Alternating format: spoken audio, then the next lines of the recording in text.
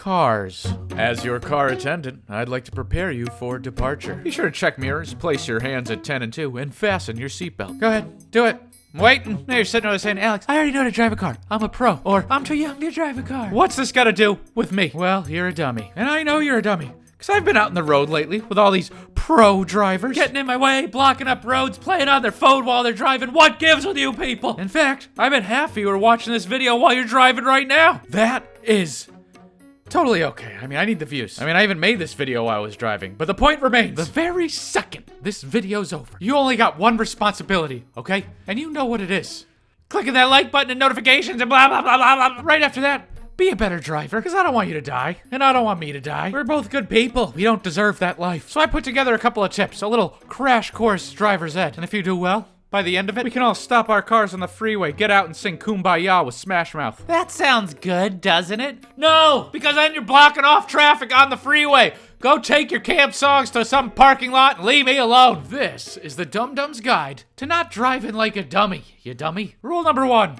Have some patience. I know you've been on the highway, going the proper speed when some demonic speed demon comes ramming up behind you. Dude, where are you going? Even if I move out of the way, there's another car in front of me, and then another car, and another, and another. So all you're really doing is pissing me off. The only reason for me to move is if you want to increase the speed at which you annoy people. Because every time a car moves, you just get behind another car that can't move. You ever been walking down the street and see some guy yelling at a wall? You better move it, mister. You're in the way right there, Mr. Wall. That's you. You are that crazy. So all you gotta know is cars can't drive through cars. Unless you're a ghost car, all right? In which case, more power to you. I mean, why do people gotta go so fast in the first place? You don't need it. Abraham Lincoln never went that fast, and he changed all of history. So instead of rushing, why don't you spend that extra time in your car growing yourself a beard? And you could drive yourself to a place that sells top hats. Be the next Abe Lincoln. I mean, if you're a speedster that hates traffic, I doubt there's any heading to the one top hat shop left in America. If you're faster than Lincoln, you're living the good life. Rule number 2. You're not Batman. So stop coming down on other people with your vigilante justice. Yelling and screaming at me because I forgot to turn on my lights? I mean, if you really were Batman, you wouldn't be yelling at me at all. You couldn't if I forgot to turn on the bat signal. Maybe it's not lights, maybe it's something else. Like I was at a red light a couple weeks ago, talking on my phone because of a family emergency, when out of nowhere, this convertible pulls up, yelling and screaming how dangerous it is that I'm on my phone. Dude, what are you doing? I got 2 hands on the wheel, looking straight ahead. Meanwhile, you're waving your fists around, hanging out the side of your car, and I'm the dangerous driver. No,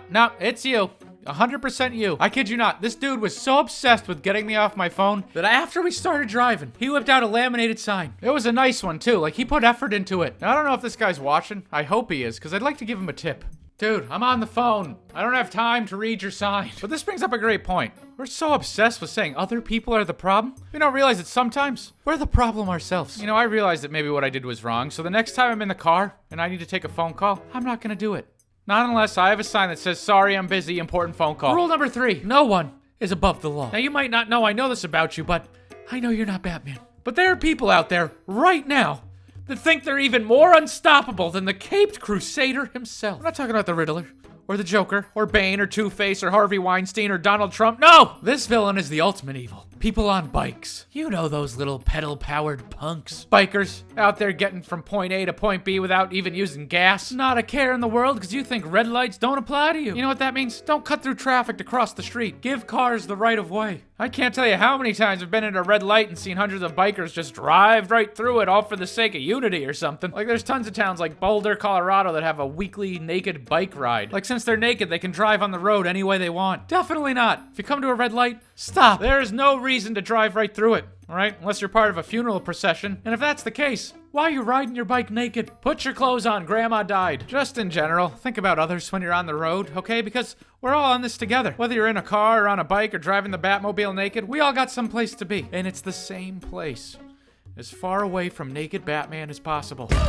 Congrats to last week's winner, and good luck finding this week's screenshot. If you want to hang out more, you can check out my second channel, Alex Clark Live, or just hit up Instagram or Twitter. I'm always on there. You're my friends. I don't have friends in real life.